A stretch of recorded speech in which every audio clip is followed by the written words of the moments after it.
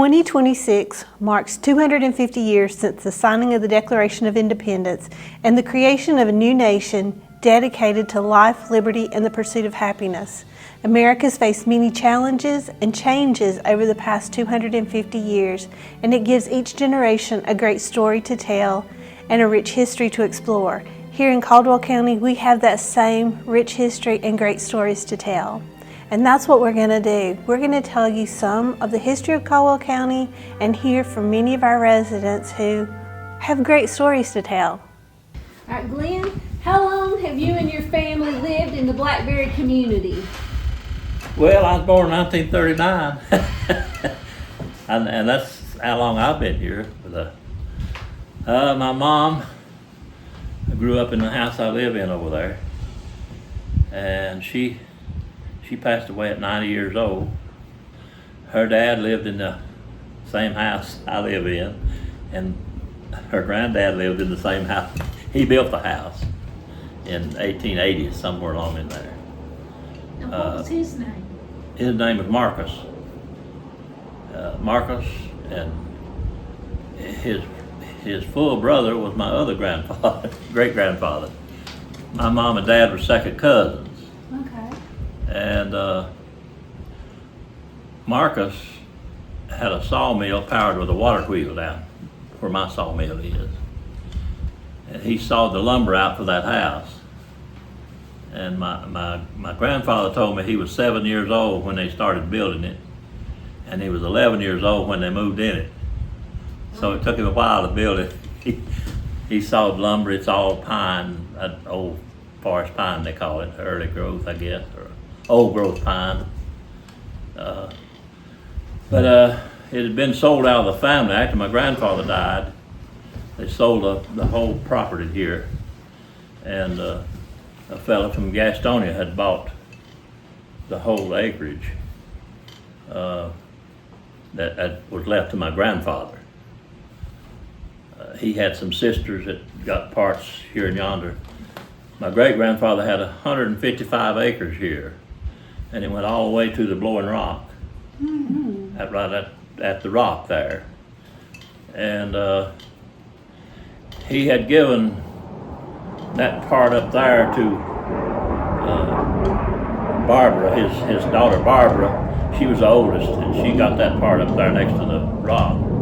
She married John Ford, and there was kind of a lawsuit over the property there, property line right at the rock. Robbins brothers wanted that for a scenic place, so they settled it out of court for $1,200. John Ford got $1,200, they said, to keep him going to court. And he bought him a brand new A model with it. I remember seeing the A model when I was a little fella. He had some property down here too, and he'd come down this little road, and a little creek run through there. Then I got it covered in there now, but he'd run through that creek. We'd watch that little A model go through there. And sometimes he'd be over there working, and my granddad sat out there on the bank waiting for him to come out so he could talk to him. That was his brother-in-law. So I remember that little A bottle sitting there idling, chuk, chuk, chuk, a little steam run out once in a while. When I was just a kid, I'd run back and forth to granddad's a lot, but we carried water from the spring out there to Mom's house. Mother got that part over there from my granddad. So it's been cut up into smaller pieces. I ended up with 8 acres here, or 16 acres, and I gave my daughter and my son some property, so they built a house over there on that side. Did you grow up in a large family? Yeah, there's 10 of us. I'm number 6. I had 3 sisters came first, and then 3 boys, Lester Boyd and myself. And then I had another sister and a brother and a sister. So there's 10 of us. There's 5 of us still living. But my older brother, one older than me, he's pretty sickly right now. Do they live around close? Do they live close? Well, Boyd, the one that's sick now, he worked at a big mining company or something in Kentucky. He stayed away a lot, but he came back here, he and his wife passed away, and he built a house down on the far end down there. But he's in bad shape now, but there's still 5 of us living. Did they live close? Well, Alice lives in Lenore, and Dan lives in Lenore, Kings Creek actually. Danny and Alice and what was the other one? Elizabeth lives up the holler up there in a little trailer. Where did you go to school? Bailey's Camp. You didn't know there's a Bailey's Camp school, I guess. Well, it's in some of the old writings, the Bailey's Camp school and the church up there at the road. My great grandfather gave the property to build that church and the school, and it was built in 1923. The church was. I don't know if the school was built after the church or before. I think there was a Blackberry school there before, because Mom got some pictures of her school class, and the school I went to was just a wood frame building, but I was in the 3rd grade when I went to Happy Valley School. The schoolhouse caught on fire, and they sent a bus up here to get us, and we went to Happy Valley School, just like they did from Sampson over there. I got to know people from Sampson I'd never seen before. Roy Smith still living. He was one of my school buddies. Who was that? Roy Smith. Smith. He lives way up in Buffalo Cove over there. There's And Grady Watson and Grady and Scott. Scott. They were brothers. They was in my class at school. I knew him.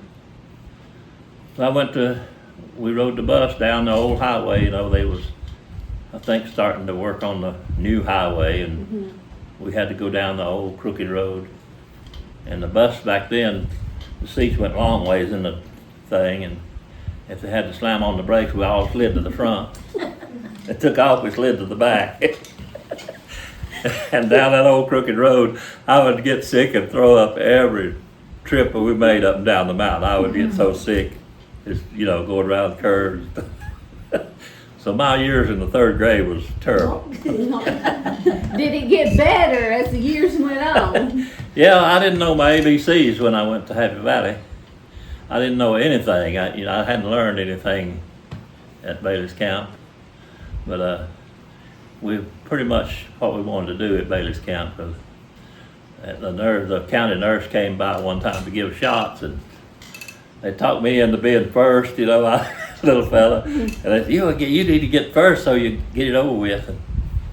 But some of the little girls got a shot first, and they're squalling, crying, and so I jerked loose and run out, crawled up on the schoolhouse. I got way up under there, and Mom and some of the women that was up there, she sent my older brother up there, and he drugged me out. I got my shot. I got the scar to prove it. So that's where I started the school, but I didn't learn a darn thing. But when it caught on fire, I had gone to the little toilet outside. I went out to the toilet, and I come back in, and Mom was always worried about fire, and she always, if she saw smoke, she knew this had to be a fire somewhere. So for some reason, I looked out the window, and there was smoke bubbling down off of the top of the school right at the window.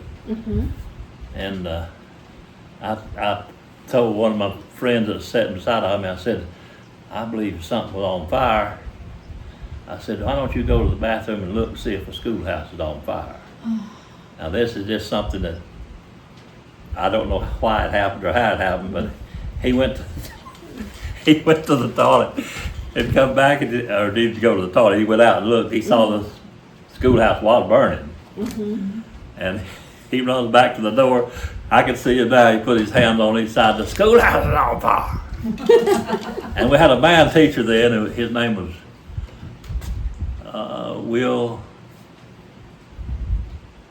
Will Cook, I believe was the name. No, that was a woman, old Cook.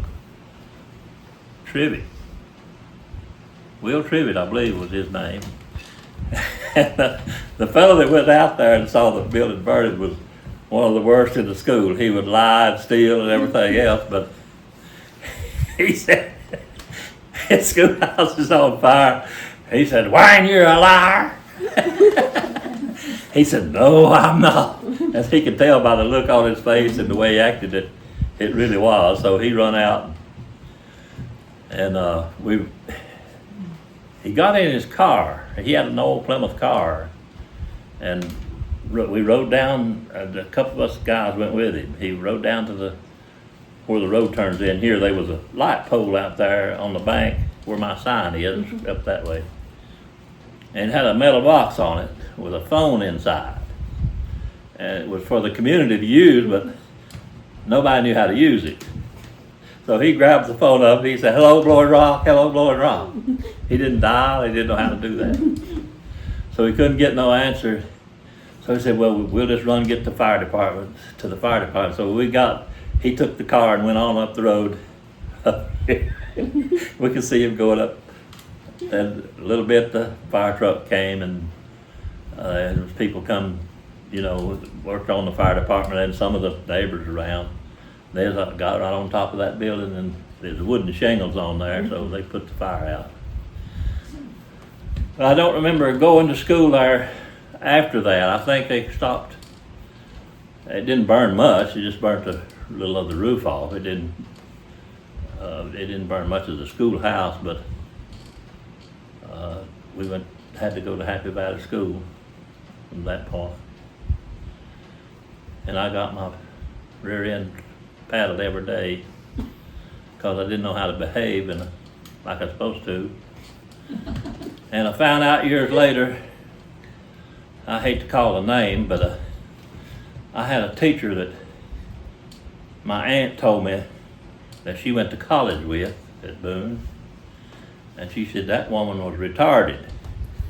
And she told me, I told her some things that she did, so she told me she was 80, 90 years old at that point when she was telling me this, but she said, no, said Mr. Parlier, the principal down there, had problems getting teachers. And she said he got that teacher to babysit the third grade because she didn't know how to teach anything. Oh, Lord. So I felt a little better about it, but when I got my Social Security number, I believe it was my Social Security card, I had to take a school report. I went down there to get my report card, all that stuff to get my Social Security, and I got it, and it brought back all them terrible memories. I got that thing, went back to my truck.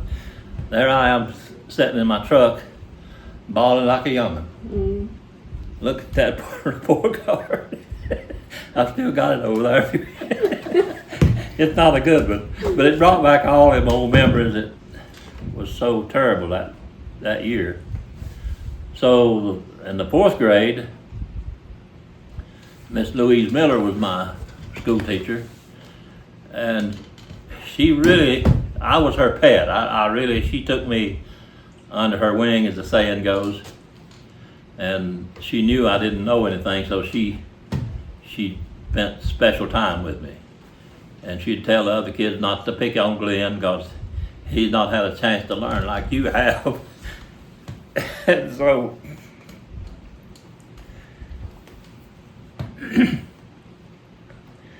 I failed that year. I failed the fourth grade, and she put me back in the third grade. So I had a different teacher, of course, but anyway, she said, I want you back in my class next year, so she took me back the next year, and I was her pet all through the year. She'd still tell the kids not to bother Glenn, let him do his thing. So that's kind of sad to tell. It brings tears to my eyes, but she was a blessing to me.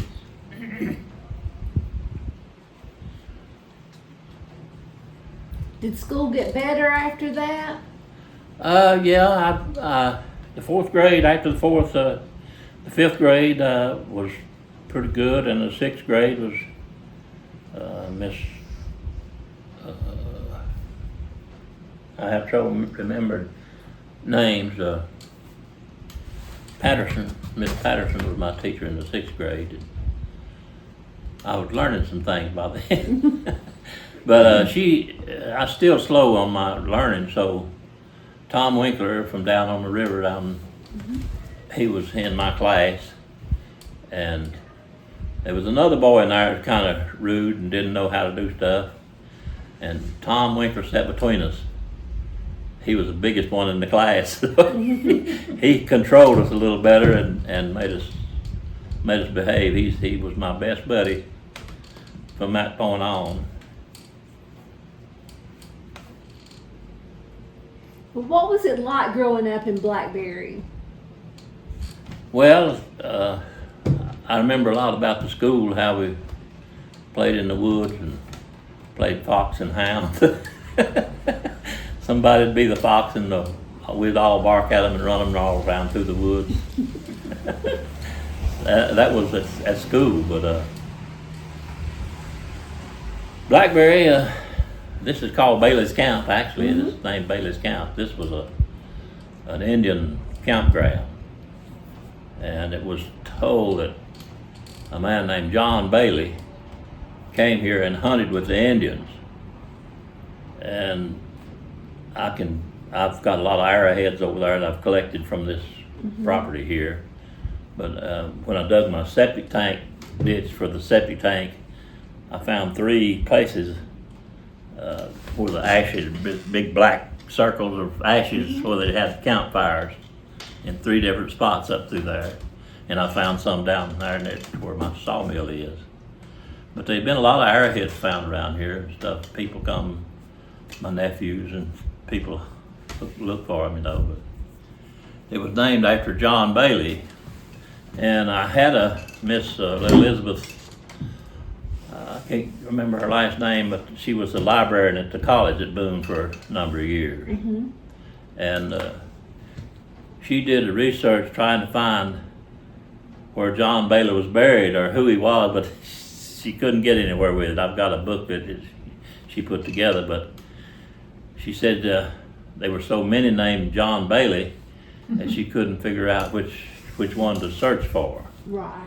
But it's named after John Bailey. How did folks make a living up here in this area? Well, my dad was a sawmill. He had a big crew of sawmill workers, and like she said, her dad, that was his first job working for my dad when they sawed in Sampson over there. They called it. Is that what Sampson in that area? It's still, Probably. yeah. But my dad's oldest brother was a big sawmiller. He had a big, huge sawmill outfit over in there at one time. My dad worked for him. His name was Frank Bolick. And that's her grandfather. My grandfather. But he was pretty, he knew how to run a business. He had a lot of people work for him. And he bought a first crawler tractor that anybody knew of in this community, I guess, and used it to log with. He'd pull logs, and they would saw the lumber and put it on a big sled, and he would hook that thing to the back of that and pull it all the way down off of there, down into where the bridge is at Richlands. And he'd stack it there. He had to stack it on strips and let it dry 90 days before he could sell the lumber. Because the dry kilns it had to be stacked for 90 days before they put it in the dry kiln. If it didn't, it would crack. But he sold a lot of lumber to furniture factories and stuff. You know, Lenore's full of furniture, all had been for years. And that's where most people worked, in the furniture factories. But some of them would quit the furniture factory and go to work at the sawmill. Some would quit the sawmill and go to work in the furniture factory. It was more steady pay in the furniture factory, but I put a song on the internet yesterday for Labor Day, and it talked about all the work, how when you buy clothes on easy terms, collectors treat you like measly worms. $1 down, and then the Lord knows if you don't make the payments, they'll take your clothes. So I did it for Labor Day, but you'll see it on there if you look on the Traditions or Bolick Pottery. I don't know how she puts it on there. I don't know a thing about internet, but what was the question? I forgot. How do folks make a living? Oh, make a living. Well, my grandfather here. I don't know how Marcus made any money. I never got to see him, but my grandfather had the home place here, and he had given the land to his children, just like his dad had to him. So my mom got some acreage back over there, and she bought one of her brother's property, so we had a bigger property than some of them. Her sister got some up near the highway, and that little house above the church, was John's. And Fanny's, my dad and brother married sisters. So that's how we got the land. That's how they got the land. But my dad was always gone. He never was there through the week, hardly ever. He would go and had a crew of men, and they would move around from farm to farm and saw the timber for them. And they'd usually stay in an old building or build a little shanty, they call them, kind of like a bunkhouse on the movies, you know, the cowboys. And he would be home on weekends, and he always took canned stuff that we growed in the garden. There was 10 of us kids, but all of us worked. Mom knew how to garden, and she could put up stuff in cans and made all of our clothes, a lot of our shirts. And I've got a picture at the house where me and my sister was singing at a little talent show in Lenore. A Blue Ridge Electric thing had a talent show, and we entered that thing. And my granddad had given my sister some cloth to make her a dress with. And Mom had made her a dress, and she had made my pants and my shirt. And I've got that picture at the house where we're singing a little song at that talent show. But my mom entered the door. She gets the door prize, you know. She won an electric iron. And she was very excited about winning the electric iron. But the living, most people worked in the furniture factory from here. They'd had some people in Blackberry that had a truck with a camper on it, and he would haul riders. He would take a whole load to Happy Valley or to Lenore and drop them off. He picked them up, some of them down the road, you know, and drop them off and stuff. And there's a funny story about somebody was, you know, in all the summertime it's always hot, and people sweated and smelled. Some people don't take a bath, you know. But, my cousin that was riding in the back of the camper, the pickup, and he said there's some old fella that lived down on the foot of the mountain there, and said he never took a bath and stunk terrible, and said they was coming up the road, stopped and let him out, said he got out and went on towards his house and come on up the road, and said one of the fellas in the truck said, "Whew," he said, "that boy ain't had a bath since his mama washed him." And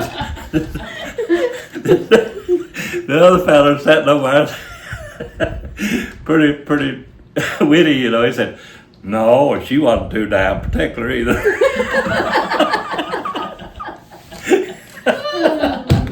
Those kind of stories I love to tell. But There's some truth there. well, yeah, some of them you can't tell out in public, but like I did a lot of storytelling in the schools, North Carolina schools, as an artist in residence program, and I demonstrated early American folk toys, and I told stories, and I played a little music and stuff, like the old banjo, the groundhog skin in the banjo. I'd tell them how to kill a groundhog. Your dogs run him in the den, and you cut a notch in a stick and you twist it up in his hide and you can pull him out. Rabbits, same way. We got a lot of rabbits and raccoons and stuff that way. But we ate a lot of wild game when I was growing up, and we always had hogs. We killed hogs, and we had a place to salt them down or hang up the hams and cure them out. Keeping warm was one of the things. We had to cut wood in the wintertime. My dad had a big crew of men, and sometimes if they were close by, he'd get them to come on Saturday, and they'd cut up wood for us, and we'd have to pile the wood in the dry and keep up that stuff like that. But we didn't have any heat other than wood. When I was growing up, I had a fireplace and a wood cook stove. Mom cooked with wood. But we grew a lot of stuff that we had to eat. Do you remember some people having apple orchards up here? Apple orchards? Everybody had apple orchards. I can't believe how many apple orchards there were in this area. There was a cone orchard up there like Talbert had, and the Robbins brothers had an orchard out there where the store is, down on that mountain there. Bob Talbot run it, and his father-in-law, Ransom Harmon, had it before Bob started running. He got too old to do it, but they had to mow them orchards with a mowing size. They would hire people to go in there and mow. Had a pretty good crew there, and I worked at the cone orchard for Lank Talbot, picking apples when I was a teenager. You had these bags, you hang them on you, and they'd hold a half a bushel or a bushel, I believe, bushel. And you'd put the apples in there, and then you'd come down the ladder and you unsnap it there, and they just pour right out in the basket. It's very simple. It worked really good. But I've seen them go, and one year it'd be a lot of apples, too many apples. And he'd take it and get him a pole and punch the limb, knock half of them off, so the others would grow good. Other years he didn't have enough apples, but there's all different kinds, and they had a flavor like you can't believe. And I can't even taste the apple anymore. They still got the chewy part about them and the juice, but there's no flavor. They've done something to the trees or something. It ain't me, I know, because everybody tells us the same thing, younglers too. So I don't know what they did, but they have ruined a good apple taste. When we went to school at Bailey's Camp, there was a big apple tree set just below where my sign is up there, below the highway. It was called a Sour Glory Monday tree. And I've seen apples on that thing, I believe they was as big as my head back then. They were that big around. Huge, big orange, a big yellow looking apple, more white than the yellow. But they were sour. But then them things got ripe, they were really good. They had a good flavor to them. And I remember my mom getting apples there, and my grandmother would go up there and get apples to cook, because they really cooked up good. When they got good and pure ripe, they were real mealy like. Good apples. Did she make fried apple pies? Yeah, they made apple pies, my grandmother and my mother both, and I can taste them now. Did you dry the apples? Yeah, they dried apples, and Mom bought a lot of peaches when the peaches would come in. It'd be somebody with a pickup truck load, and they'd go from house to house peddling them, you know, and Mom would always get several bushels, and all the young ones have to sit around, help skin them and get the pits out of them and everything, and she'd can peaches, and everything that way was canned. I don't know, they'd come out of the garden or whatever, apples. Well, my dad, there was an apple orchard up there. I guess my great-grandfather had said it. I don't know, it was above Mama's. They must have been 50 trees or more. Baldwin apples, and there was an apple called there was a Sour Glory Monday and Baldwin and I can't think of the name. But there's my grandfather's sister lived way back on the end of this road over there. It's a house development there now, but they had a big orchard there. Callaway Harmon was his name. He married my Aunt Laura, and he never learned to drive. He didn't have a car or anything, but he would put a bushel of apples on his shoulder and walk all the way out through here, up the hill there to the highway and up to Boyne Rock or Boone, and he'd trade them apples for groceries, and he'd come back carrying that on his back. And sometimes he'd walk up through this way, and my granddad stop out there and talk to him. He'd never set that basket off his shoulder. He'd just sit there and talk, and hold that basket right there. He was a strange old fellow, but he did a lot of hard work. My dad had an old, I guess it's an A-model truck or something before I ever knew him. He had an old pickup of some kind, and he would go over there and get them and bring them to church, take them to church. But he told me about a lot of times his truck wouldn't crank, and Callaway would put his shoulder against it and push it off to crank it. Dad said one time he got it cranked, and he's going, and Callaway was running to catch up with him, and said he hit his brakes, and Callaway hit the front of the cab. He jumped about the time he hit the brakes. He slammed up.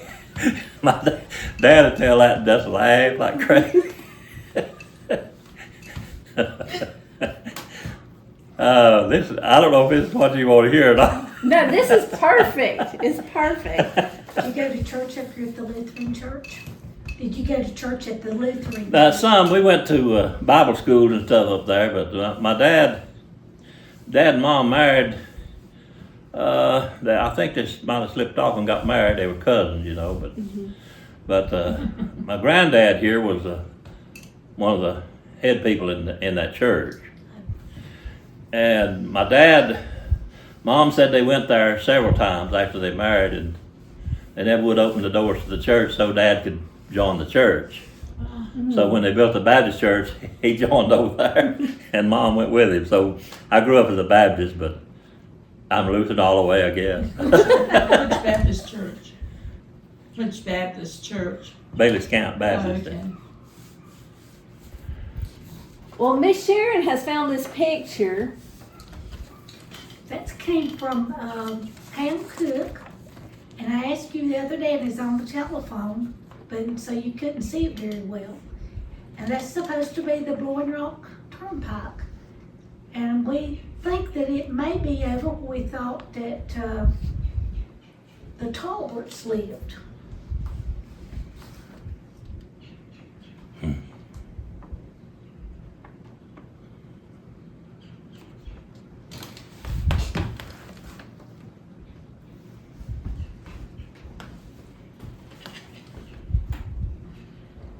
I don't know.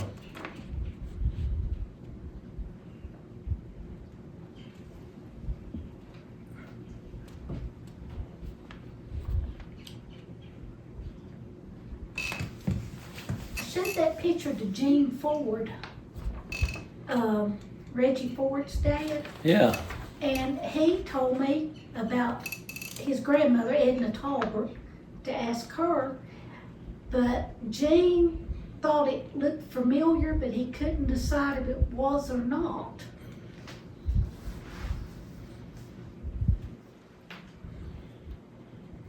No, I sure don't know. I don't know where that'd be. Can you show it to Mildred? I wouldn't mind. You wanna see it?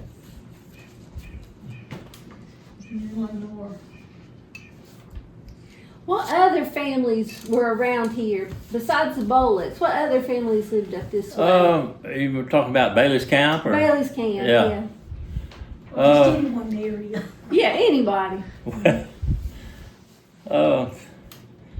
Well, the Callaway house over there he was built in the, like, early 1900s, or maybe before 1900s. But, Vernon Hollers and his family bought that place. They first lived in Blackberry at the Smith Orchard over there, apple orchard. They took care of that orchard for Mr. D.A. Smith. He had a furniture factory in Lenore. And he bought that property and had apples there.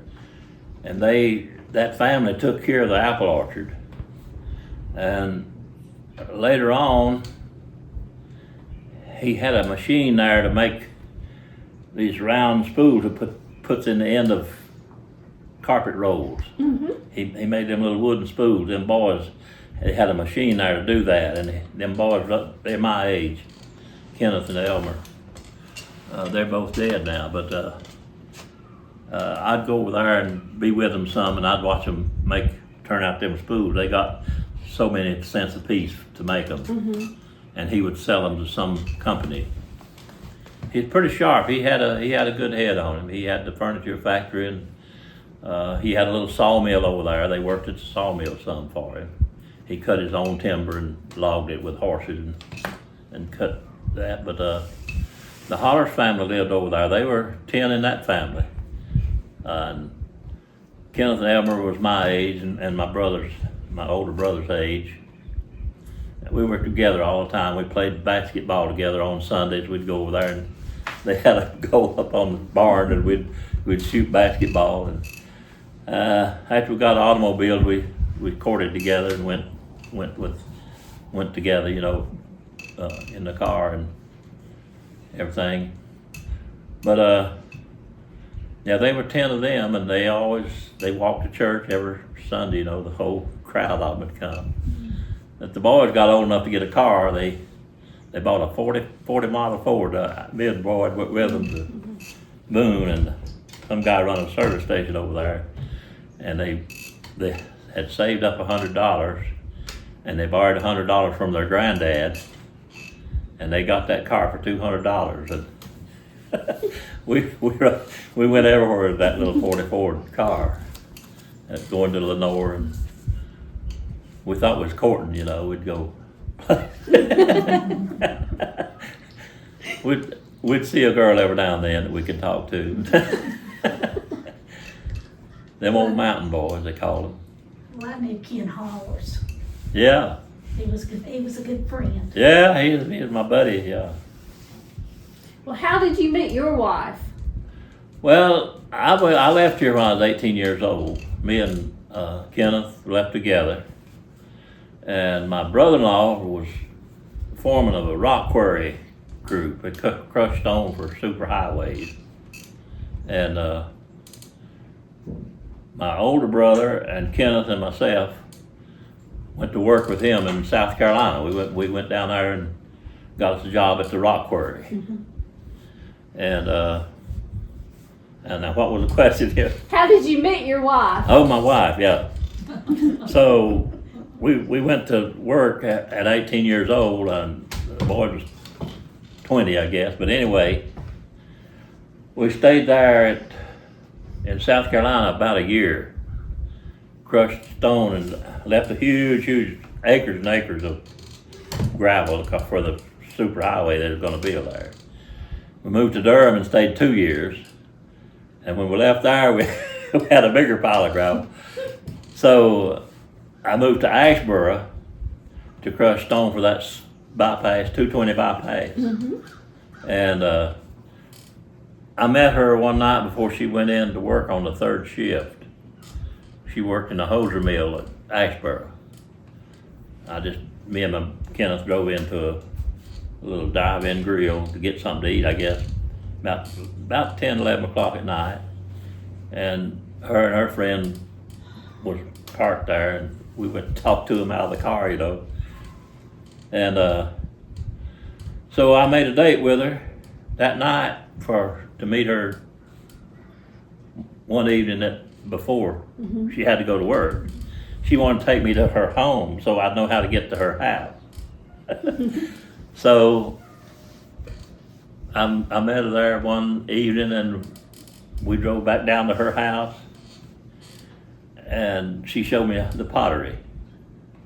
And I was so fascinated, I thought I had to learn it, you know. So, but that's how we met. We just went to talking out of the car, but anyway, after we married, we both quit our jobs and went to work for her dad in the pottery. And I worked for him 10 years before I got to come back home.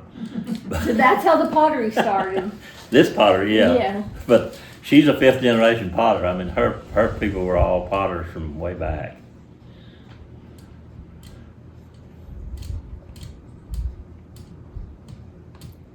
Well, I guess that's how you came to be in Seagrove then. Yeah. Yeah, Ashboro was where the quarry was, but I didn't work at the rock quarry long. After I met her, I wanted to make pottery. We didn't go together, but about 3 months, I think. And married right away. So in your pottery, do you have a favorite thing to make? Well, no, not really. I make a lot of pie dishes. I've been putting the date that Trump got killed on the bottom of them, writing on them. People like him pretty good, but I like writing on stuff. There was a lady down in Seagrove, an older lady, and she wrote little Bible verses and stuff on the bottom of pottery, and I picked that up from her. I just, when he got killed, I made a big tray and turned it over and wrote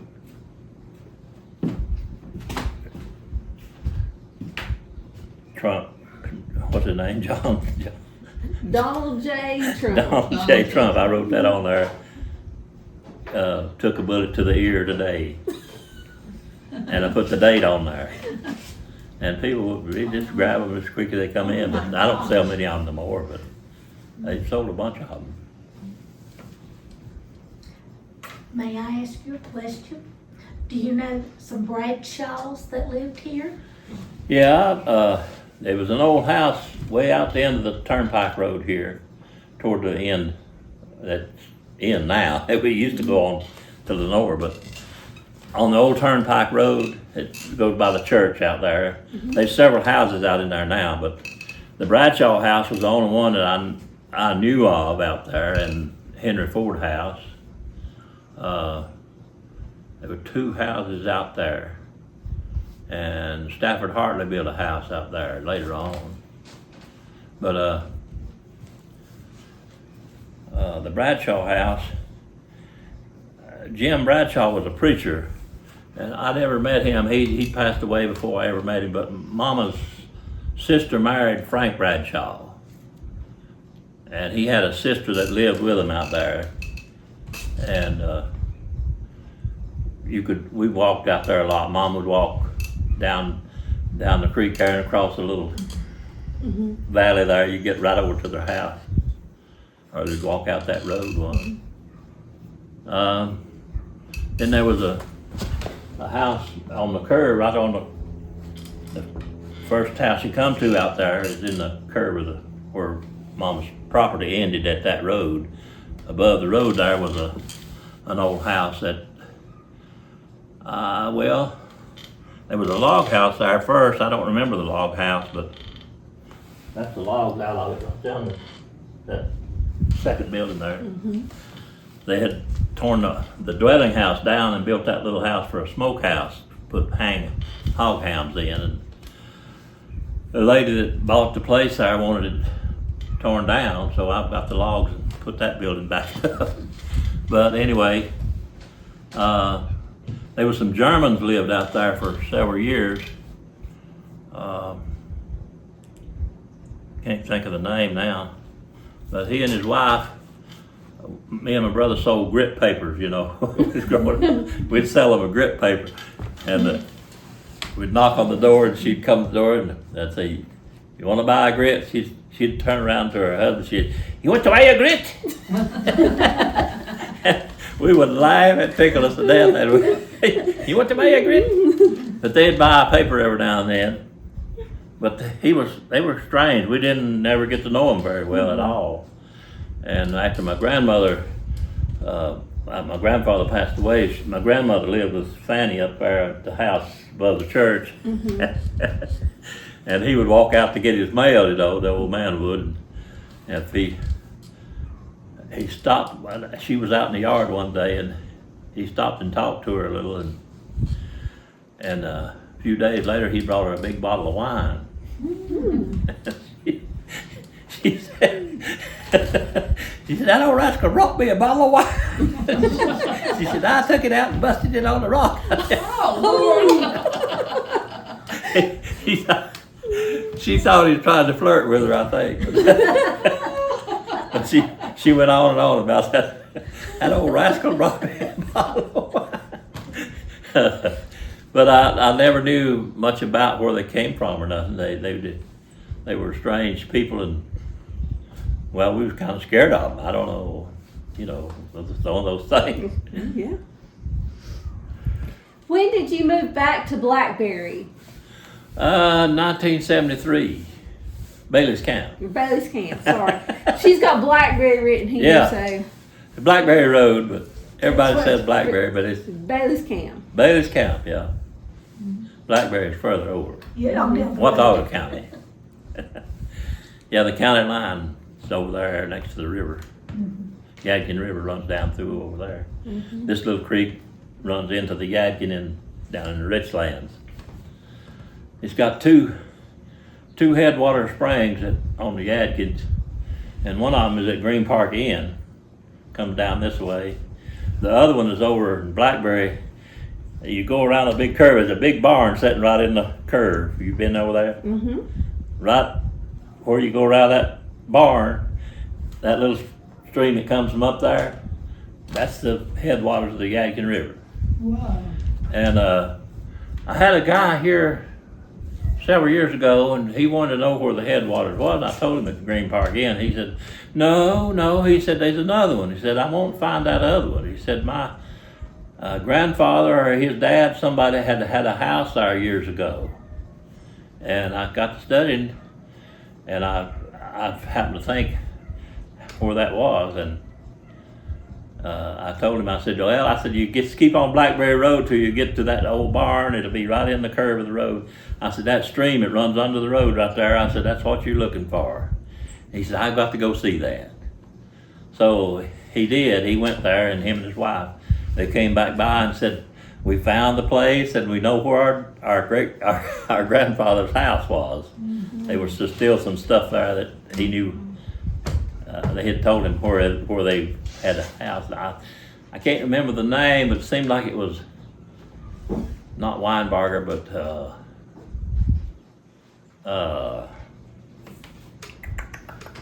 it's kind of a long name. I can't remember now. But not Buchanan, but Buchanan or that's left me. I can't think. Sorry. That's okay. That's fine. So where did you learn to play the banjo? Well, my grandmother, she had already, my grandfather passed away, and she moved in with Fanny up at her daughter up at the little house up there. And Lou and I had married, and her family played the guitar. All of them played the guitar.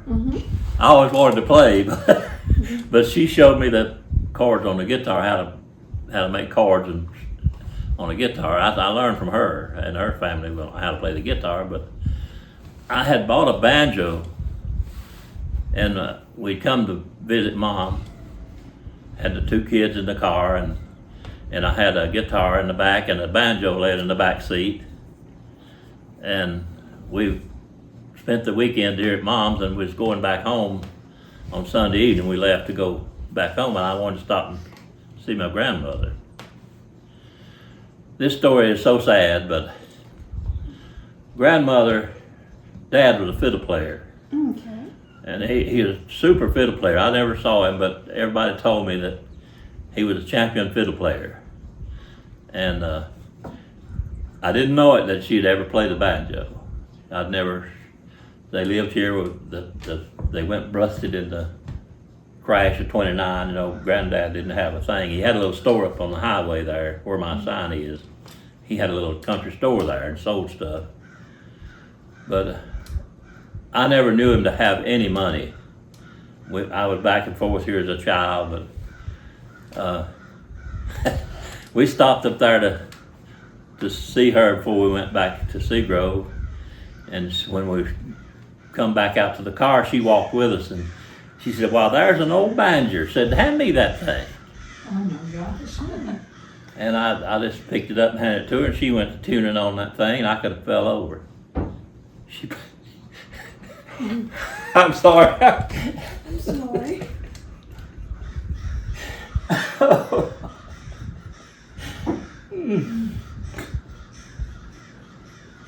Oh. It had to be a surprise. Well, coming. She played the fly around my pretty little miss. Fly around my pretty little miss. And I couldn't do a thing, and I didn't know a thing about banjo picking, but she played it with a kind of a thumb and finger style. Most beautiful thing I've ever heard. Wow. I do this every time I tell this darn story.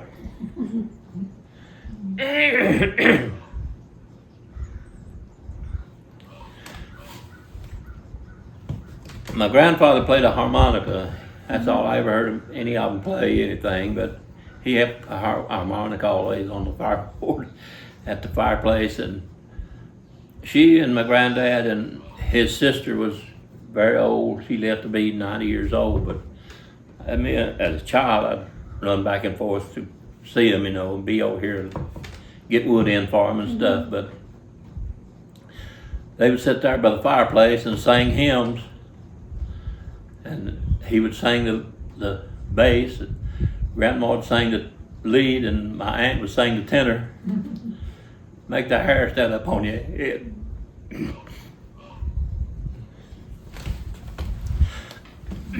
But she played that banjo. I've thought about it many times since. Why didn't she have one when they was down here with nothing? Nobody even knew she played. And how long can you go without music? I mean, I just can't understand. I've told this story to some other people up here one time. I had to cry then too.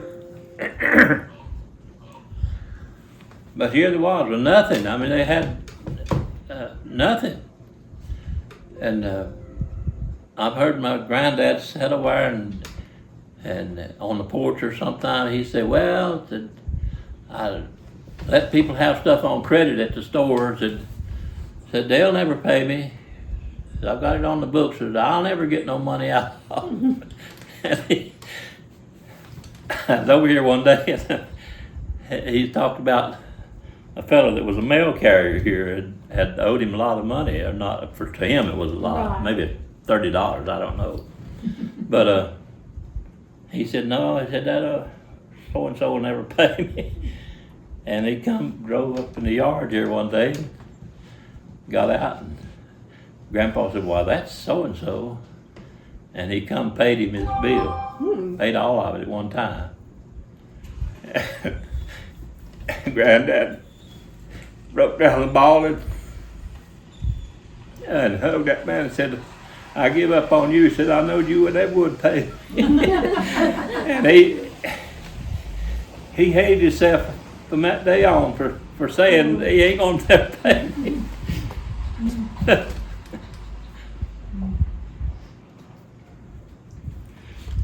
How did you get into being the artist in residence for the schools?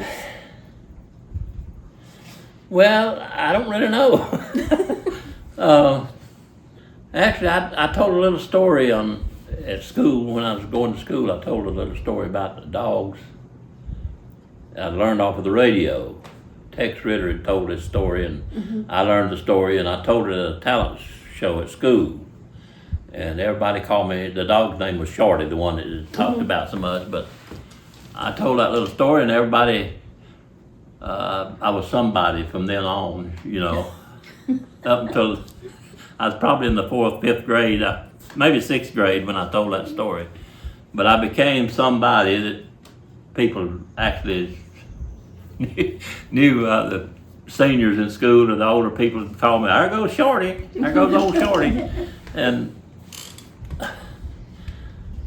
I always wanted to entertain, I guess.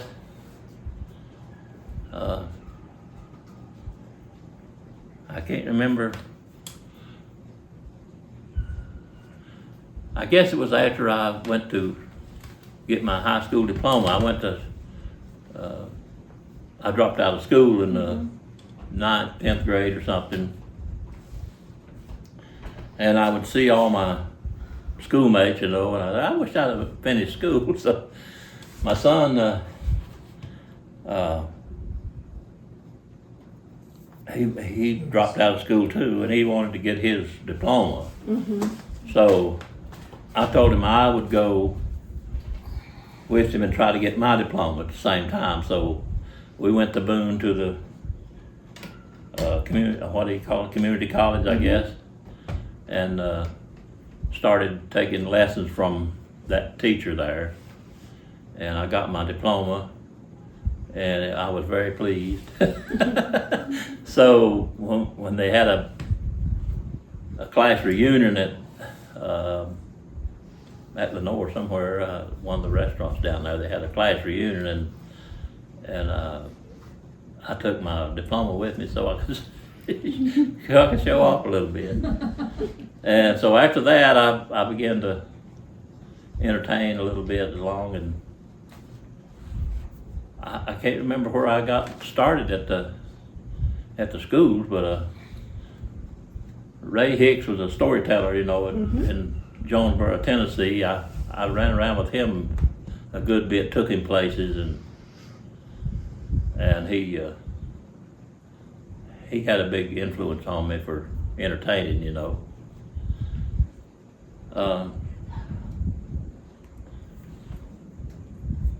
I sent some papers to Raleigh or somewhere. I can't remember now how I got How you got that, started? but I did a lot of schools. A lot of schools call me and they'd set a date, you know, for me to be there 2 weeks or 3 weeks sometimes. Sometimes I taught pottery classes in some of the schools. Wow. And you've opened shows, you've performed with some big names. Yeah, I've been a lot of places, and I just know 3 chords on a guitar is all I know. But I can entertain people. Well, the World's Fair. I went to the World's Fair one time and entertained. I learned some good people there, and learned some songs from some of those people. They gave me songs, and I won some lying contests at the Mule Day Festival. I won the hollering contest at Spivey's Corner, and I heard you won that was what I was told us to ask you to holler. well, it's a different thing, and than what the really hollering was about. The year I won was, I think it was 1988. And they called me from Pat Sajak's show. He had a talk show for a short while. opposite of Johnny Carson. Johnny Carson was the man, and he had hollerers on there time after time. But they were all original people from down Spivey's Corner way. They had a different tune to holler. But I went to holler on his program, and I didn't have no time. So I couldn't do my routine. I just had to, I yelled like he was blowing stumps. You holler fire in the hole. And Grandma used to call us to dinner, you know, we'd be out working over that. She said, dinner! S.E. And so that's what I had to holler on the TV, because I couldn't go through the 10 minutes, you know, of telling a story. But the way I won the hollering contest was telling a story about my mom. Go ahead, tell us. It'd take all day to tell it, but she was I was probably 12, 14 years old at that time. But all 10 of us there, and a whole bunch I was still at home. Some of the older ones had married and moved away, but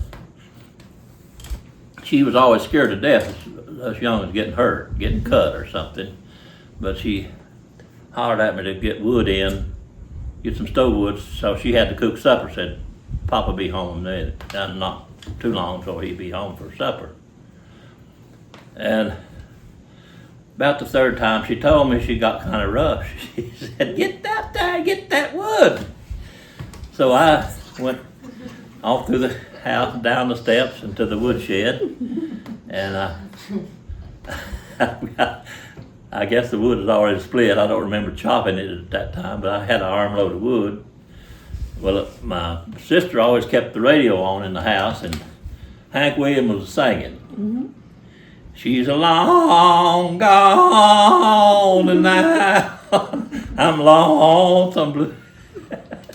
So I went and got the wood and started back, and I went to yelling out that song. And it scared Mom to death. She was sitting there sewing on the couch, and I could hear her feet hitting the floor. She run through the house. And about the time I got to the top of the steps, the screen door flew open. She said, what in the world's the matter? She thought I'd got cut or something on going getting wood. I said, nothing, honey. I said, I just moaning the blues. she said, I'll make you moan the blues. She grabbed her piece of that stove wood and went to warming up my backside. And I said, oh, no more blue. So the guy that the commissioner of agriculture was there at the Spivey's Corner, and he liked to roll out of his chair.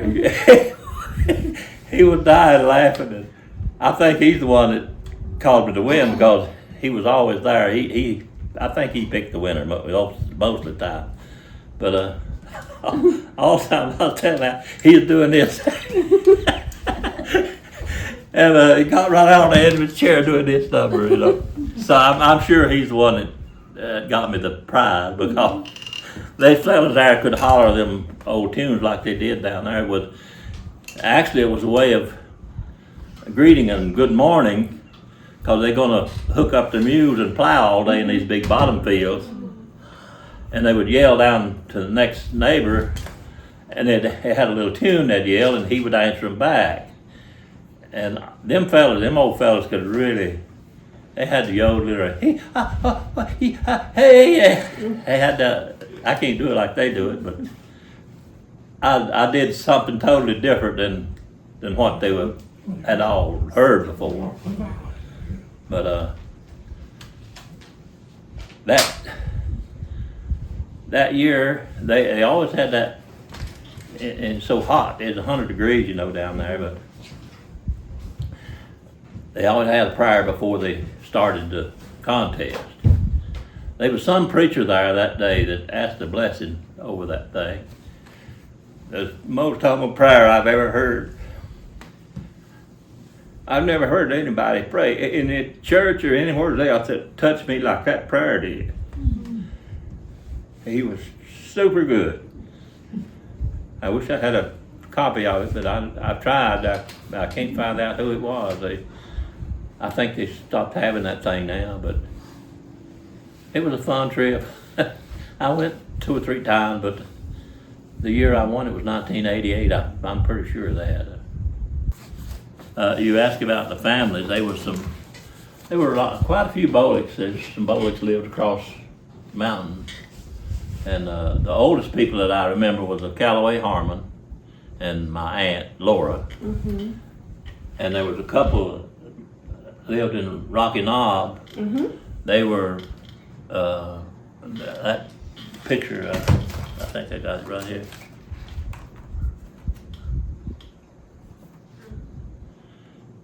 Polia Bolick and Lethea and Polia. They were husband and wife, and she was a Herman. There used to be a church right up the road there called Herman's Chapel, and he's in the history books because I think he was one of the main leaders in this whole community here. But his home was in Rocky Knob, but they had a little chapel up there called Herman's Chapel. There's a grave cemetery there now. They still use it. So people from the Lutheran Church bury people there. But Lethea and Polia, I never knew Polia, but he was the daddy and mother of the Harmon family. That Carol Harmon was Callaway's son, and he married Lethea's daughter. So we were cousins, but they were sweet old people.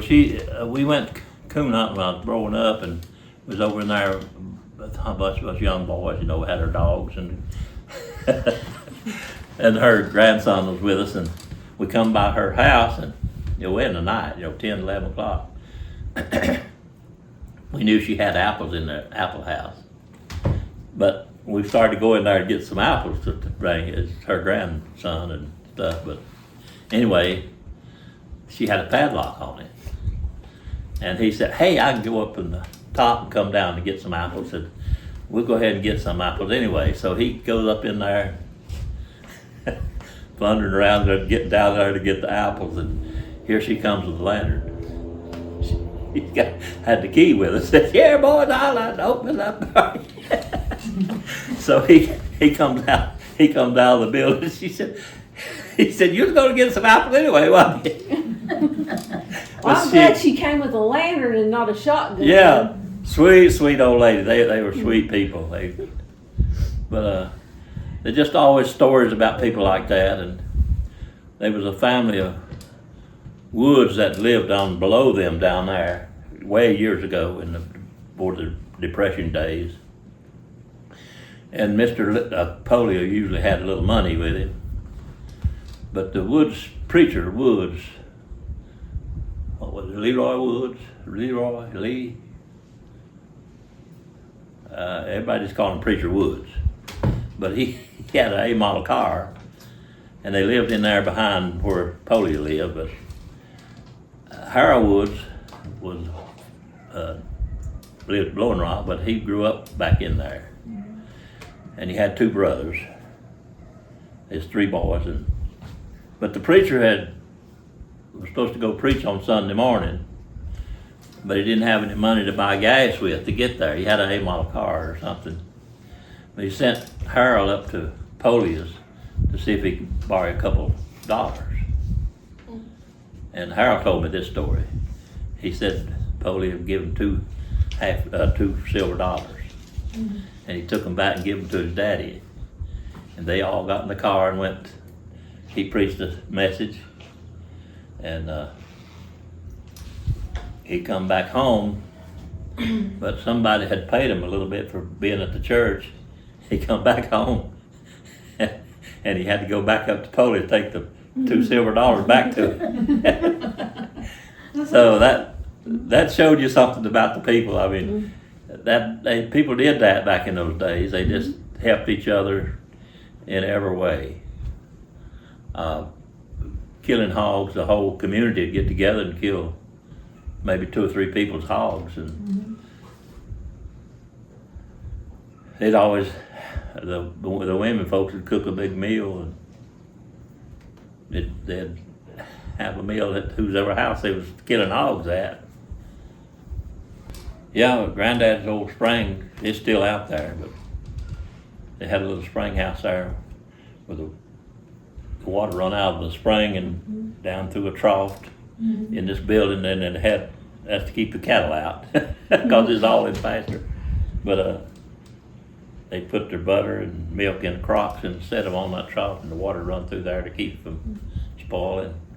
But we carried water from the spring all the time to drink. We had a little spring over there but the water wasn't good to drink, so she used it some to cook with and stuff, but wash clothes and stuff. But that made a lot of trips back and forth. I told some people here one time, I said, if many trips as I made back and forth to Grandpa's house and back to the spring, I told him you could probably find a bushel basket full of toenails if you look real close. Run barefooted, knock your toenails off. I've got a little metal can over there. I keep it. That's where he kept his money in. And they set it under the stair steps up in over the inside of the little door, up over the doors where they kept that can. If he ever had to pay for something, he'd go in there and get that can and come out, get out a little money. I still got the can.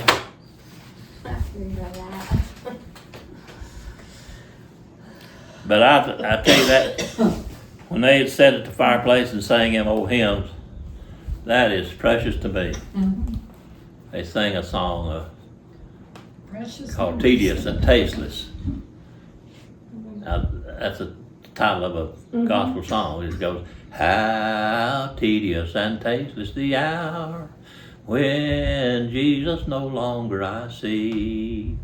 Sweet prospects, sweet birds, and sweet flowers have all lost their sweetness for me. That in 3-part harmony, it just touches me. I just love it. It got several verses to it. They sit there and sing the whole thing through and through. Well, thank you. You are welcome. Yeah.